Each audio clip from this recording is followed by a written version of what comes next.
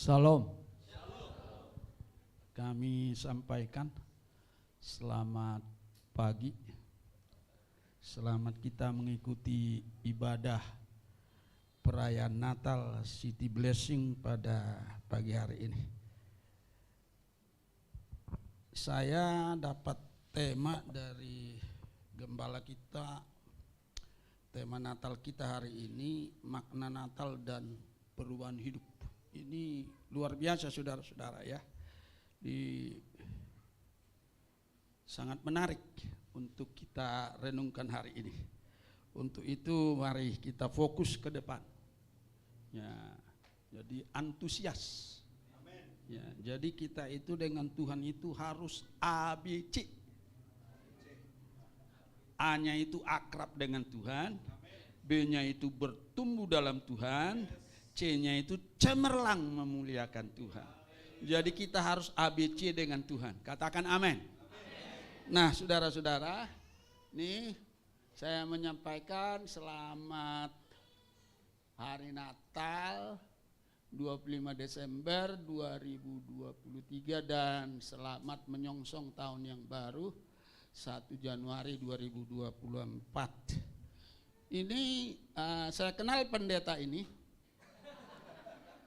Dan yang di sampingnya itu teman akrab saya. Ya, dia sangat akrab. Sahabat saya. Ya, walaupun dia sudah emak-emak, tahu emak-emak, wong Palembang bilang, masih tetap cantik. Tapi cantiknya cantik emak-emak. Tahu cantik emak-emak itu? Ya, cantik emak-emak itu cantiknya kalau hari Minggu. Ya. Kalau cantiknya gadis-gadis seperti song leader kita dua tadi di depan, tanpa makeup, alami, dia sudah cantik. Tapi kalau cantiknya emak-emak, sahabatnya Pak Pendeta ini, dia itu kalau hari Minggu cantik sekali. Sebab kalau hari Minggu dia beda saudara-saudara ya. Mandinya dandannya sangat lama. Jadi dia berdandan lama. Ya. Jadi kalau mau ke gereja dandannya lama. Karena sudah emak-emak. Ya. Jadi saya tanya sekali peristiwa. Saya bilang, ngapo kalau hari Minggu itu mandi lama dan dandannya lama? Nak hadap Tuhan. Kalau ngadap Tuhan itu harus cantik luar dalam. Ya, harus cantik. Itu emak-emak, ya. Kalau hari Minggu tidak masak-masak lagi dia. Dia hanya rebus telur, bikin teh manis, selesai. Tidak masak apa-apa. Jadi siapa yang mau sarapan, mau makan telur, mau tidak, urusan masing-masing. Jadi praktis sekali. Tapi kalau menghadap Tuhan, dandannya lama sekali. Jadi mencari, menghadap Tuhan itu harus cantik luar dalam. Amin, ibu-ibu. Kalau wanita-wanita yang masih muda belia seperti song leader kita tadi, tidak perlu berdandan sudah cantik karena masih alami. Amin, amin. Jadi kalau kita menghadap Tuhan, ya harus cantik luar dalam saudara kekasih dalam Kristus Yesus ya. Nah saudara-saudara, kita lihat makna Natal ya dan perubahan hidup. Ini tema Natal kita. Jadi bukan saya yang rekayasa. Ya, bukan saya yang membuat tema ini. Ya. Dari Filipi pasal 2 ayat 5 sampai 8 saya akan baca untuk Bapak Ibu. Hendaklah kamu dalam hidupmu bersama menaruh pikiran dan perasaan yang terdapat juga dalam Kristus Yesus, yang walaupun dalam rupa Allah tidak menganggap kesetaraan dengan Allah itu sebagai milik yang harus dipertahankan, melainkan telah mengosongkan dirinya sendiri dan mengambil rupa seorang hamba dan menjadi sama dengan manusia. Dan dalam keadaan sebagai manusia, ia telah merendahkan dirinya dan taat sampai mati, bahkan sampai mati di kayu salib. Bapak Ibu kekasih dalam Kristus Yesus, temanya ini luar biasa, ya. Maka kita ikuti dengan baik, fokus, supaya kita pulang dari sini di perayaan Natal ini hati kita berubah seperti tema, ada perubahan hidup. Dan kemudian tahun 2024 Tuhan akan menyertai kita. Tahun 2024 tahun politik. Ya. Bisa terjadi hal-hal yang tidak kita prediksi. Tetapi kita anak-anak Tuhan akan tetap diberkati oleh Tuhan. Akan amin. Nah, kita lihat saudara-saudara, ya, ayat 5 dari terjemahan baru 2 saya ambil. Ya. Hendaklah kamu dalam hidupmu bersama menaruh pikiran dan perasaan yang terdapat juga dalam Kristus Yesus. Ada warna merah di situ. Hendaklah menaruh pikiran dan perasaan yang terdapat juga dalam Kristus Yesus. Saya turunkan warna merah. Artinya saudara-saudara, Rasul Paulus, ya, cara terbaik Rasul Paulus mengajar kita adalah dengan mengarahkan pikiran kita kepada teladan Kristus yang rela merendahkan dan mengorbankan dirinya menjadi hamba. Katakan hamba. Ya, rela mengorbankan dirinya menjadi hamba. Padahal dia adalah Allah pencipta seluruh galaksi kita ini. Seluruh alam semesta ini dia ciptakan. Tapi dia rela menjadi hamba. Jadi Paulus menginginkan hendaklah kita juga berjiwa, berpikiran sama seperti pikiran Kristus. Katakan amin. Itu ayat yang kelima. Kita lihat ayat yang keenam, saudara-saudara. Ayat yang keenam dikatakan demikian, yang walaupun dalam rupa Allah, yang tidak menganggap kesetaraan dengan Allah itu sebagai milik yang harus dipertahankan. Jadi hebatnya Yesus itu sebagai anak perdamaian, sebagai anak Natal yang kita rayakan hari ini.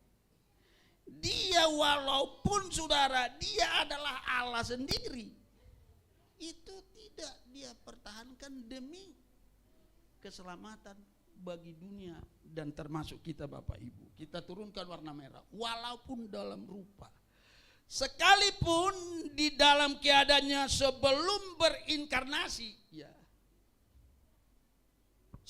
Sekalipun dalam keadaannya sebelum dia menjadi anak Natal, jadi berinkarnasi itu artinya dia menjadi anak Natal, ya. Dia memiliki sifat-sifat hakiki Allah dan kesetaraan dengan Allah. Hal itu tidak dianggapnya sebagai harga yang harus dipertahankan untuk kepentingannya.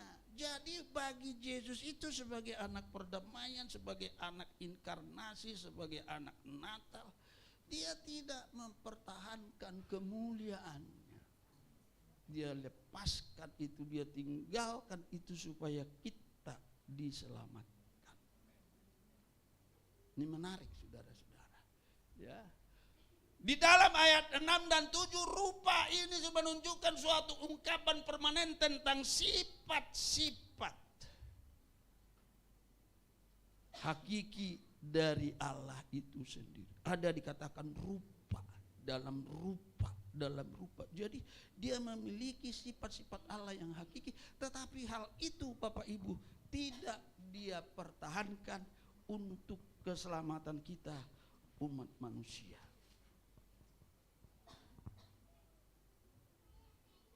Inkarnasi, apa itu inkarnasi? Inkarnasi adalah menjelma menjadi manusia.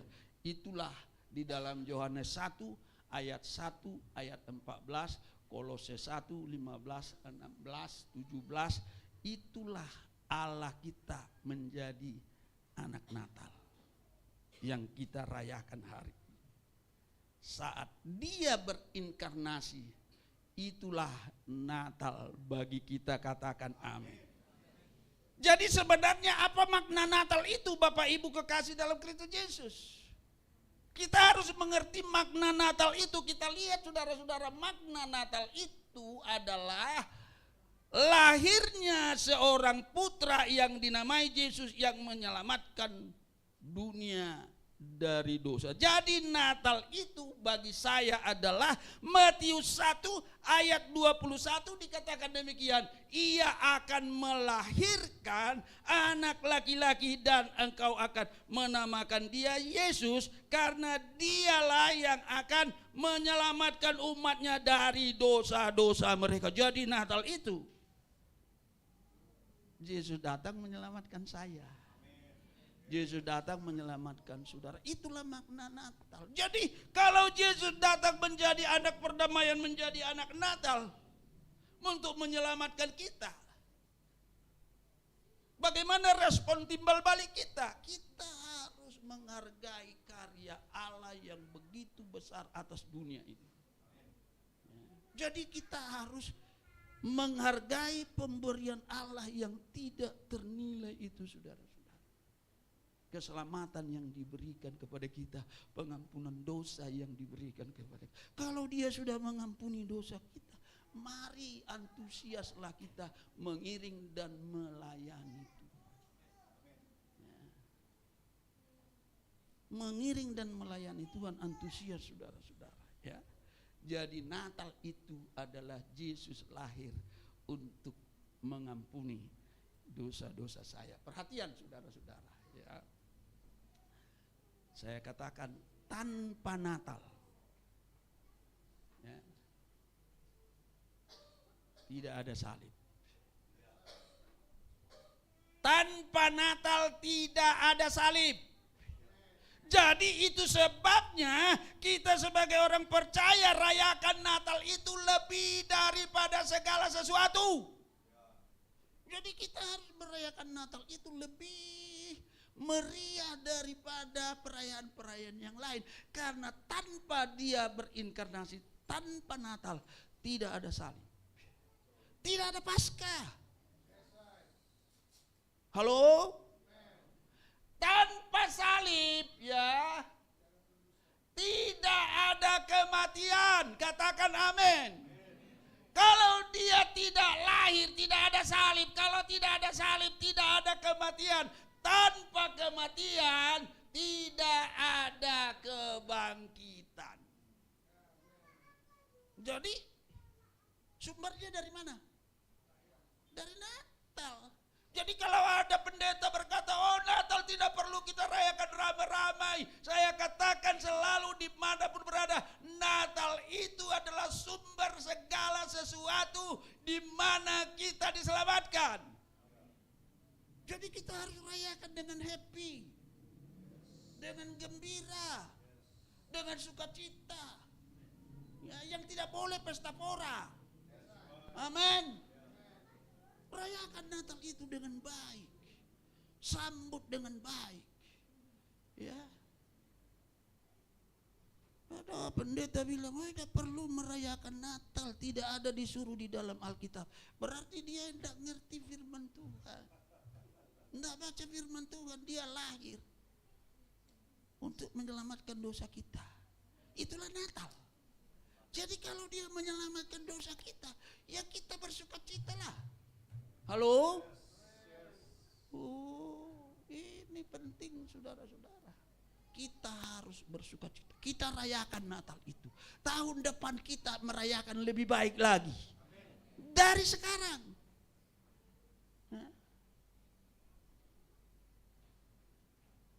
Jangan merayakan Natal di dalam kesederhanaan. Oh, tidak perlu, tidak ada ditulis di dalam Alkitab.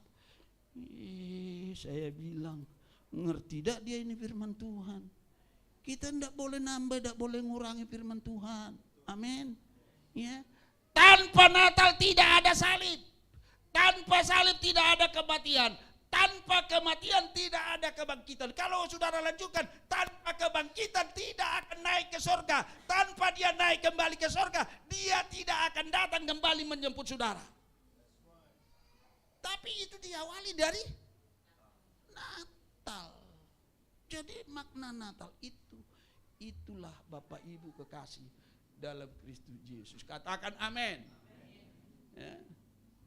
Karena itu rayakan Natal dengan sukacita. Halo? Kita rayakan Natal dengan sukacita Bapak Ibu ya. Amin.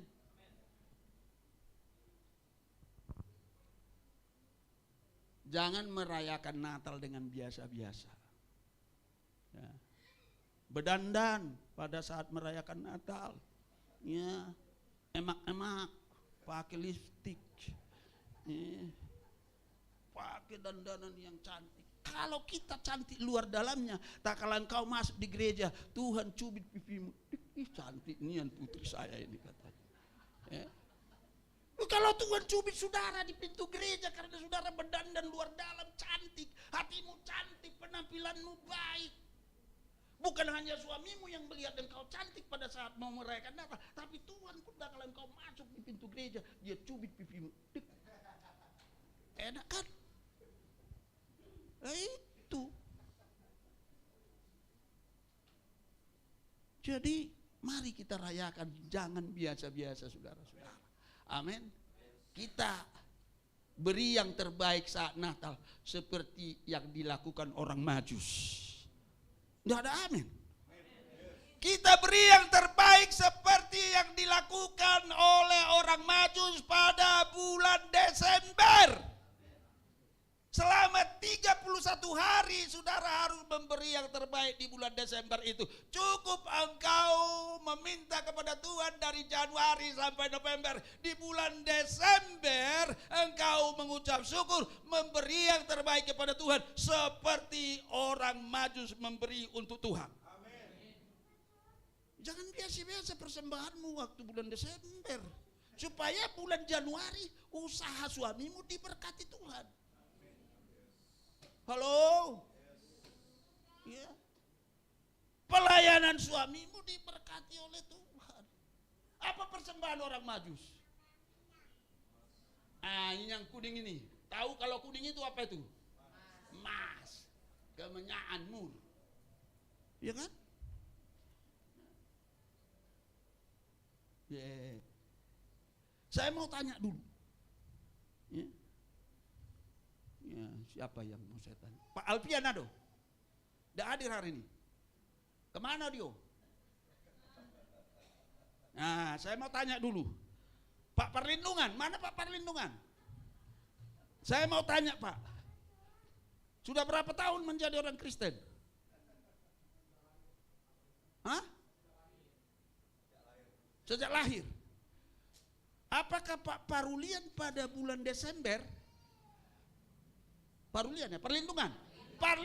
Wih, nama ini bagus, Perlindungan. Perlindungan itu kalau kata Batak, artinya tempat kita berlindung, bernaung. Ya, nama yang bagus. Apakah Bapak Perlindungan pernah mempersembahkan emas pada bulan Desember di hari perayaan Natal? Sampai sekarang kalah dengan orang Majus. Bagaimana saudara-saudara kita mau diberkati? Kita kalah dengan orang Majus. Orang Majus itu saya mau beritahu Bapak Ibu, tidak punya Alkitab, tidak punya sinagoga, tidak punya imam seperti Pastor Jeffrey. Tapi mereka tahu raja di atas segala raja lahir, menjelma menjadi manusia, dia beri emas. Kalah Pak Perlindungan sepanjang umur hidupnya menjadi orang percaya belum pernah memberi emas di pada bulan Desember. Tahun depan mulai Pak ya. Amin. Bulan Desember khusus untuk perayaan Natal. Jangan menganggap remeh saudara-saudara. Kalau kita memberi, berapalah harga emas? Mas, antam itu 1 gram 1.100.000. Kita tidak bisa beli emas antam, kita bawa kepada Tuhan pada bulan Desember rame-rame. Semas antam itu yang harga 1.100.000 itu kecil-kecil itu, bawalah. Jangan kalah dengan orang Majus. Itu banyak orang baik di gereja tapi belum pernah mempersembahkan emas pada bulan Natal. Saya mau beritahu kalau saudara mau diberkati, mas antam itu cuma 1.100, 1.200 1 gram, kecil begini, tapi bawa itu kepada Tuhan pada bulan Desember. Halo? Nah, kita lanjut dulu. Nanti Pak Parulian, Pak Perlindungan ya. Pak Perlindungan ingat Pak ya. Ya, kayak sengaja Pak Perlindungan atau Pak Alpian karena saya kenal ya. Jadi kalau saya singgung dia tidak tersinggung. Emas itu melambangkan keilahiannya atau kemurniannya. Jadi kita, emas itu dipersembahkan orang Majus melambangkan kemurnian keilahian Allah. Jadi kalau saudara datang memberi emas kepada Tuhan, itu engkau menganggap Allah itu Allah yang ilahi, Allah yang murni, Allah yang pure, Allah yang segala-galanya. Dan kalau engkau memberi yang terbaik, maka Tuhan akan merespon pemberianmu itu. Amin. Ya. Emas melambangkan keilahiannya atau kemurniannya. Ya, kemudian dikatakan kemenyaan atau dupa melambangkan hidupnya yang harum semerbak. Ya, jadi kalau saudara mempersembahkan kemenyaan, Tuhan itu senang dengan simbol-simbol. Sampai sekarang Tuhan itu senang dengan simbol, Bapak Ibu. Tuhan itu saya ulangi senang dengan simbol-simbol. Kalau engkau memberi dengan simbol-simbol, Tuhan itu hatinya berbunga-bunga, saudara-saudara. Kemenyaan melambangkan hidupnya yang semerbak. Jadi kita memuliakan Tuhan dengan persembahan kita, persembahan yang berbau harum di hadapan Tuhan. Ya. Ingat Nabi Nuh tak kalah turun dari bahtera, dia persembahkan persembahan yang berbau harum di hadapan Tuhan sehingga Tuhan mencium persembahan Nuh itu dan Tuhan berkata, mulai sekarang ini aku tidak membinasakan manusia lagi dengan air bah, karena persembahan Nuh berbau harum. Kalau persembahan kita berbau harum, akan ada janji Tuhan kepada kita, dia akan memberkati kita, dia akan membuat usaha pekerjaan kita sukses, membuat pendidikan kuliah anak-anak kita berhasil, Bapak Ibu kekasih dalam Yesus. Ya. Kemudian mur melambangkan pengorbanan dan kematiannya. Ini penting Bapak Ibu kekasih dalam Kristus Yesus. Kita harus memberi yang terbaik untuk Tuhan. Teristimewa di bulan Desember. Ada 31 hari di bulan Desember. Saudara tidak perlu minta-minta sama Tuhan, tapi saudara bersyukur kepada Tuhan, bersyukur kepada Tuhan, bersyukur kepada Tuhan. Maka 11 bulan ke depan, Januari sampai November, Tuhan akan memberkatimu. Bagi Tuhan itu saudara-saudara sangat gampang sekali untuk memberkati kita. Kalau hati kita datang kepada Dia dengan hati nurani yang murni, dengan hati nurani yang bening, tak kalah hatimu bening mempersembahkan korban itu, hatimu bening, ya, maka Tuhan akan memperhitungkan itu, Bapak Ibu kekasih. Jangan pernah ragu saudara-saudara memberi yang terbaik pada bulan Desember. Katakan amin. Ya. Kita lihat.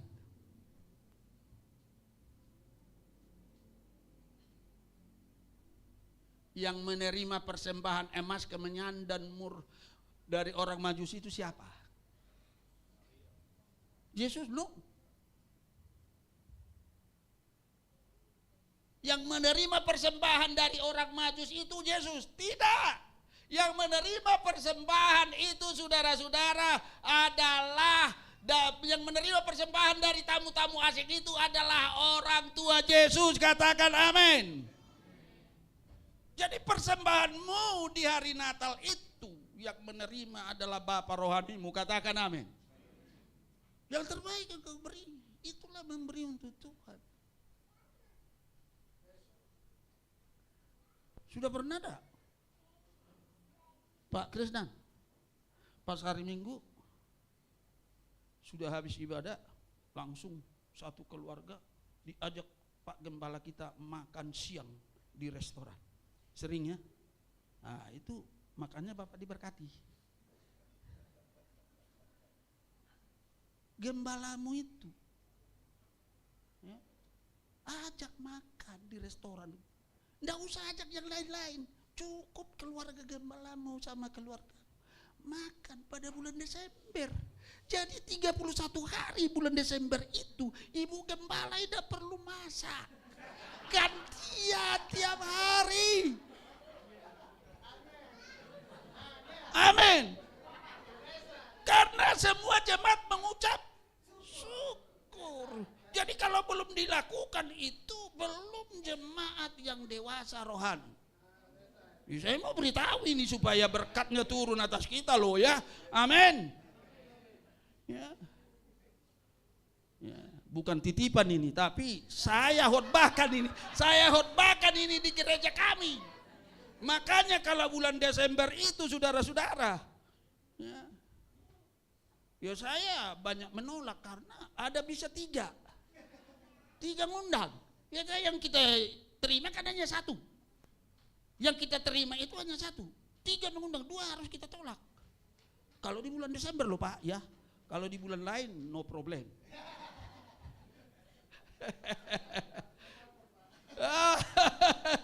31 hari. Ya. Nah saya ngomong ini supaya kita diberkati. Jangan kalah dengan orang Majus. Lihat itu orang yang menerima persembahan tamu-tamu asing itu adalah orang tua Yesus. Untuk apa saudara-saudara? Tak kalah itu, lihat lanjutnya. Ya kita lihat. Sesudah menerima penghormatan dari tamu-tamu agung itu, orang tua Yesus segera mengetahui adanya ancaman kematian dari Raja Herodes Agung terhadap anak Natal itu. Lalu mereka menyingkir ke Mesir. Jadi persembahan orang Majus itu, emas itu, dipakai membeli onta ke Mesir. Karena Yesus berjalan dari Galilea ke Bethlehem 3 hari 3 malam jalan kaki. Tidak punya apa-apa. Jadi emas persembahan orang Majus itu, tak kalah Yusuf tahu bahwa Herodes akan membunuh bayi-bayi di Bethlehem. Karena orang Majus itu tidak kembali ke Yerusalem, maka dia membeli onta. 5 onta diberi. 5 onta diberi. Dari mana Pak Sihan tahu? Ditulis enggak di Alkitab. Tapi 1 untuk Maria dan bayi itu, 1 untuk Yusuf, 3 untuk pengawal. Karena raja di atas segala raja yang dibawa menyingkir ke Mesir. Jadi kalau tidak ada persembahan orang Majus, bagaimana pelayanan bisa jalan, saudara-saudara? Halo? Bagaimana bisa jalan pelayanan? Saudara tidak mempersembahkan sesuatu yang lebih di hari Natal. Ya. Gereja kita kan namanya kan keren. City Blessing. City Blessing. Tahu blessing itu? Apa itu Pak? Apa arti blessing itu? Berkat. Gereja yang memberkati. Gereja kota yang memberkati. Amin. Ya. Ya, saya hari ini memang sampaikan ini karena 5 tahun lagi saya khotbah lagi, sampai 5 tahun lagi, tidak diundang lagi saya Pak. Ya kesempatan saya sekali 5 tahun saya ingat-ingat di sini. Ya kenapa sampai sekali 5 tahun? Kenapa tidak sekali 3 tahun saya diundang Pak?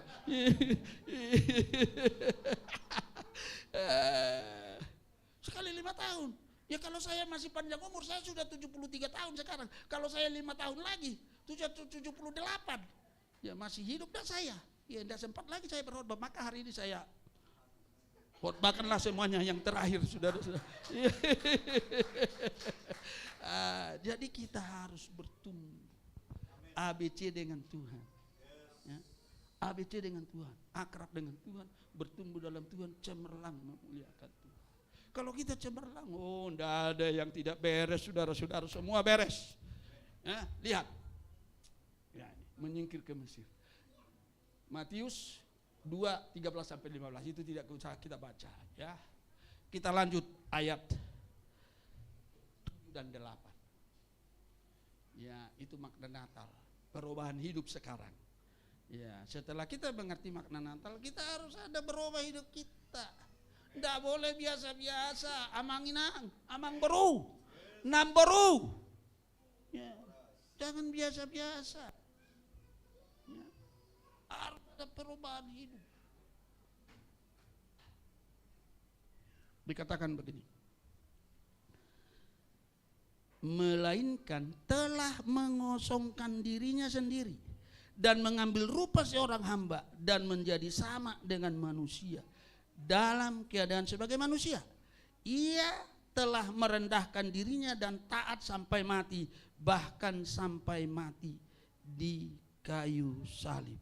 Nah ini yang menarik, ya, menarik sekali. Saya baca ini, mempersiapkan khotbah ini, ya, setelah diberi tema ini, saya tiap malam mempersiapkan khotbah ini supaya melalui khotbah ini benar-benar ada perubahan hidup di jemaat City Blessing.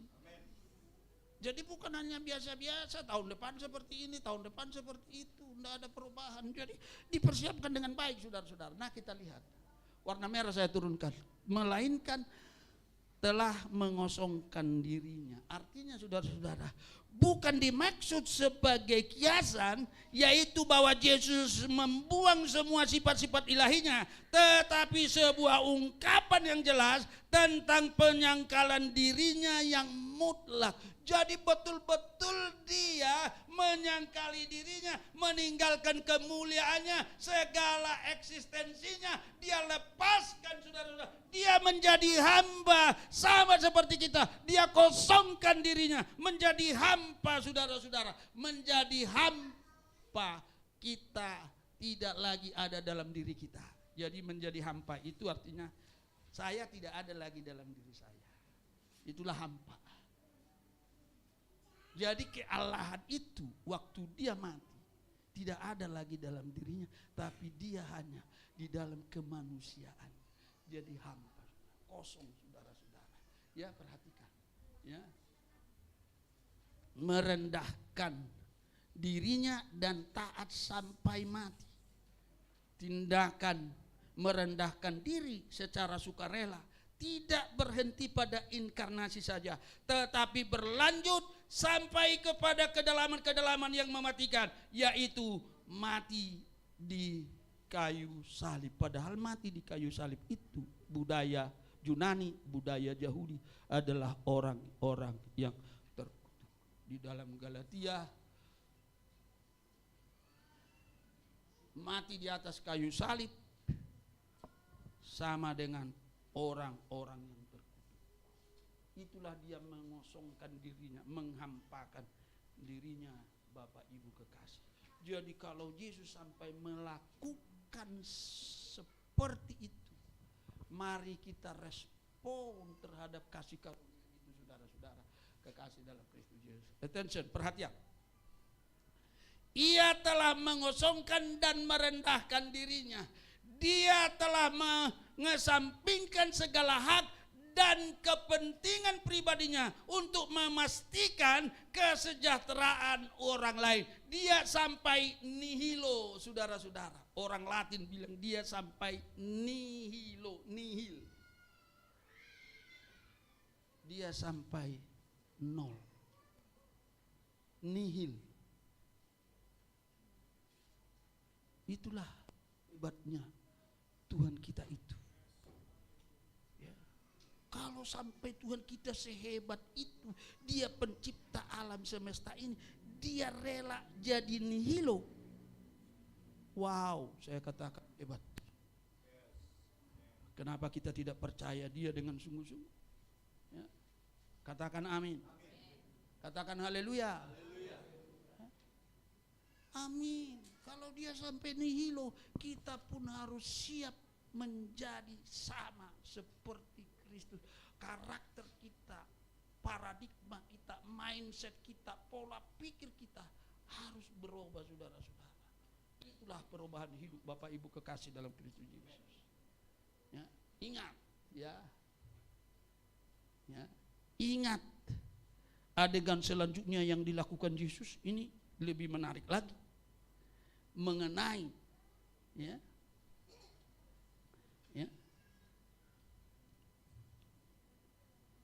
mengapa Allah menghampakan dirinya dan mengambil rupa manusia. Mengapa Allah menjadi manusia? Alkitab memberikan banyak sekali alasan. Alkitab memberikan banyak sekali bukti, sebagian dalam bentuk uraian teologis yang padat dan sebagian dalam uraian yang cukup praktis. Ingat, ya, adegan selanjutnya mengenai Yesus yang masih remaja, mengajar para rabi. Dia mengajar imam-imam kepala, ya, mengajar guru-guru agama, mengajar alim ulama di bait Allah. Allah memberi satu petunjuk untuk pertama kalinya bahwa orang-orang biasa dapat berdebat dengan Allah yang kasat mata. Jadi dengan lahirnya dia sebagai anak Natal, manusia dapat berdebat dengan Allah dengan kasat mata. Usia 12 tahun dia saudara lakukan itu, Bapak Ibu kekasih. Ya, Yesus dapat berbicara dengan siapa saja, seperti kepada orang tuanya dia dapat berbicara padahal dia Allah, pada rabi dia dapat berbicara kepada janda miskin, dia dapat berbicara kepada wanita amoral, dia berbicara kepada orang sakit kusta, dia dapat berbicara kepada penguasa tanpa harus mengawali perkataan dengan berkata jangan takut. Di dalam Yesus Allah menjadi begitu dekat. Jadi dengan Natal kita menjadi begitu dekat dengan Tuhan. Kita bisa berdebat dengan Tuhan, kita berfellowship dengan Tuhan di dalam doa dan pergumulan. Doa adalah piranti komunikasi dengan Dia yang berkuasa. Jadi tekunlah di dalam doa. Saya ulangi, doa adalah piranti komunikasi dengan Dia yang berkuasa. Doa adalah sarana, alat untuk kita bisa berbincang-bincang face to face dengan Tuhan. Kalau dulu, kalau Tuhan mau bertemu umatnya di perjanjian lama, dia katakan jangan takut. Jangan takut. Jadi setiap Tuhan mau bertemu dengan umatnya di perjanjian lama, dia katakan dulu jangan takut. Tapi sekarang tidak perlu lagi Tuhan mengatakan jangan takut, karena dia dapat bertemu dengan kita lebih dekat lagi. Ini renungan di dalam Yesus, Allah menjadi sangat dekat. Amen. Katakan amin. Di dalam Yesus Allah menjadi sangat dekat, karena doamu akan membuat engkau lebih dekat dengan Tuhan, bersekutu dengan Tuhan, saudara-saudara. Ini renungan hari ini. Ya, coba ya. Seandainya nih Pak Krisnan, seandainya Yesus datang untuk mengobrol secara pribadi dengan Anda hari ini, apa yang Anda ingin bicarakan dengannya? Apa yang akan Anda sampaikan? Seandainya Yesus datang ya kepada Bapak saat ini, mau ngobrol dengan Bapak, apa yang akan Bapak sampaikan? Pasti ada. Sebenarnya Yesus itu ingin ngobrol dengan saudara, tapi kita yang ogah, kita yang tidak mau. Ya, Kita lebih banyak waktu kita megang HP, saudara-saudara, di era digital ini. Coba kalau kita, saudara-saudara, banyak waktu kita bersekutu dengan Tuhan di hari-hari senggang kita, saudara-saudara. Ya, saya ulangi, seandainya Yesus datang untuk mengobrol secara pribadi dengan Anda hari ini, apa yang ingin Anda bicarakan dengannya? Apa yang akan Anda sampaikan? Jadi kita harus selalu siaga, Bapak Ibu. Ya, kalau Yesus datang hari ini mau ngobrol dengan kita, tidak ada yang kita mau sampaikan, ya kita kelewat, saudara-saudara, berkatnya akan pindah kepada orang lain. Ya, Yesus itu ingin ngobrol dengan kita. Ya.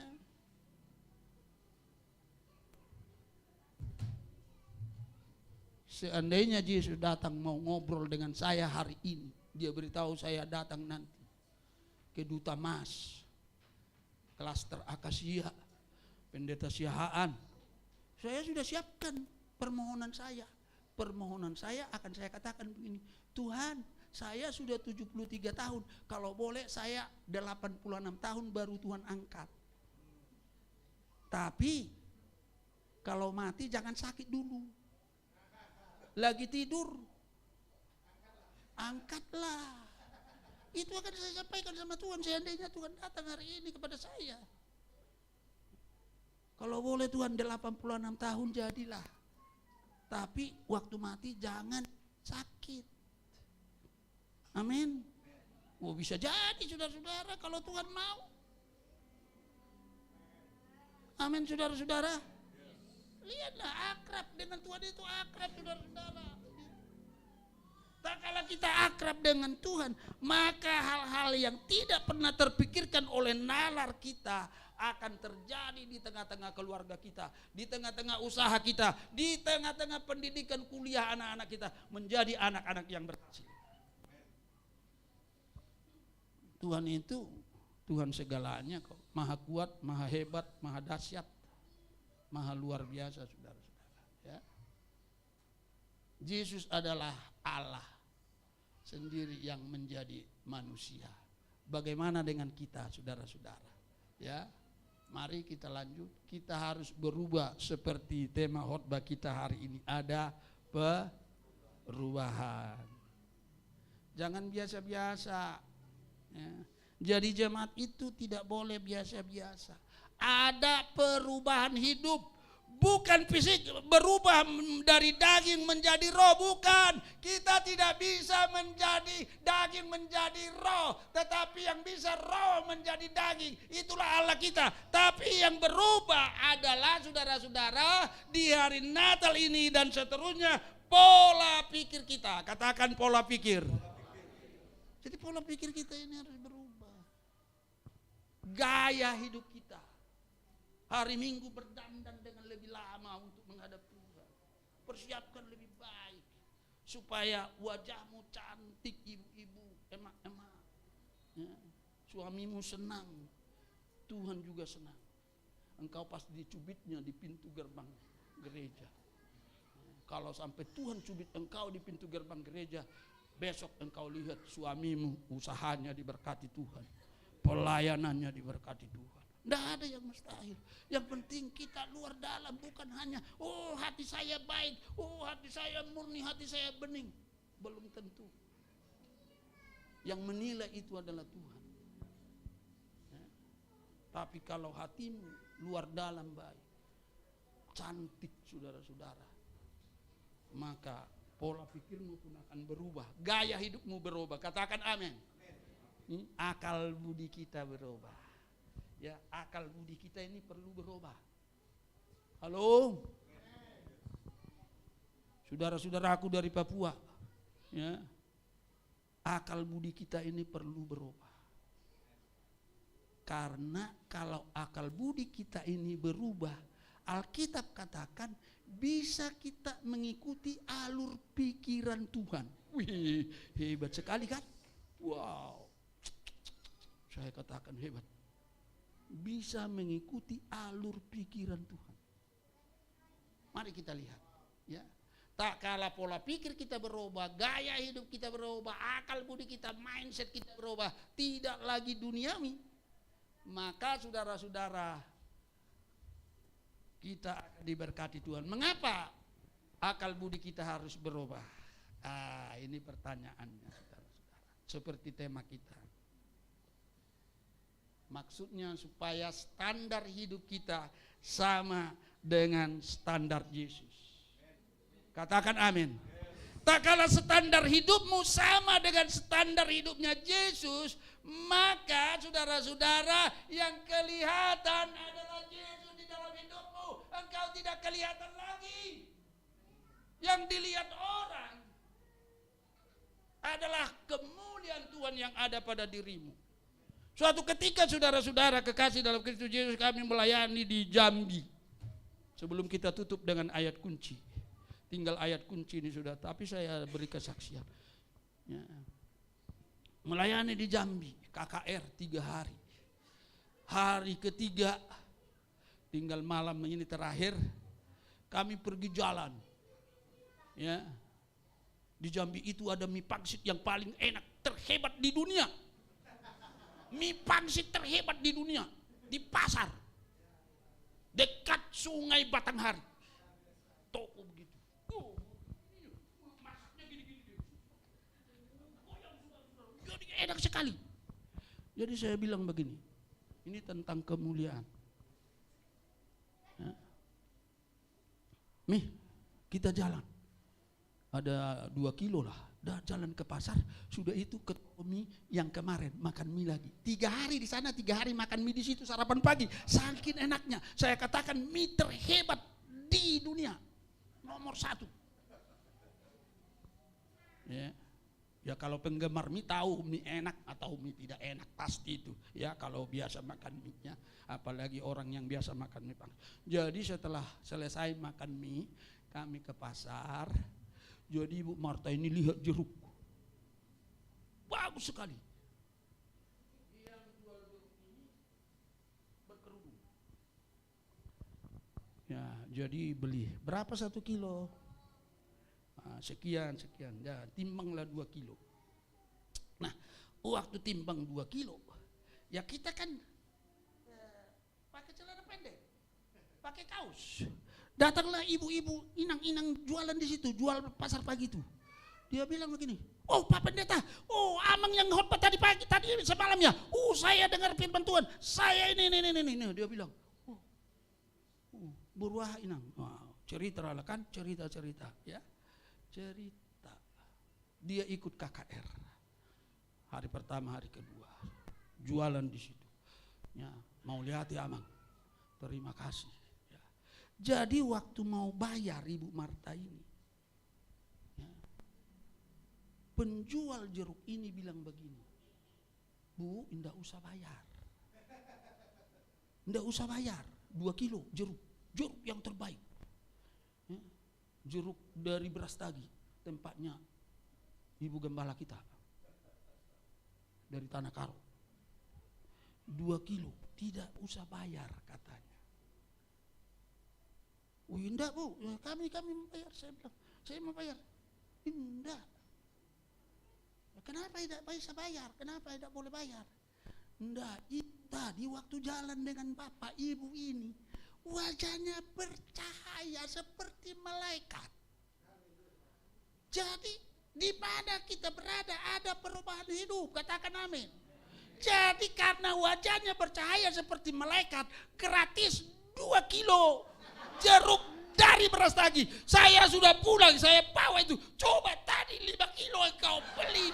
Wow, enak banyak. Kalau 5 kilo kan enak, gratis. Dia bilang, kalau 5 kilo tidak gratis. Jadi ada perubahan di wajah kita, sudah penampilan kita harus saudara-saudara penuh kemuliaan Tuhan. Ada saudara-saudara, yaitu standar hidup kita sama dengan standar hidup Yesus. Katakan amin. Kalau standar hidup kita sama dengan standar hidup Yesus, saat akal budi kita berubah, kita dapat mengerti kehendak Allah dan mengerti alur pikiran Tuhan. Jadi kalau akal budi kita ini berubah, kita bisa ikuti rencana Tuhan. Kita bisa ikuti programnya Tuhan. Karena penguahian wangsit selalu diberikan kepada orang yang pola hidupnya sudah berubah. Mari kita bangkit berdiri, saudara kekasih dalam Kristus Yesus. Kita katakan Tuhan kita itu hebat. Hebat kan? Mari kita bangkit berdiri, saudara-saudara. Kita lihat ayat kunci berikut ini. Ya. Kita lihat ayat kunci berikut ini. Kita baca Roma 12 ayat 2 dari terjemahan baru 2. Ya. Kita baca sama-sama. 1, 2, 3.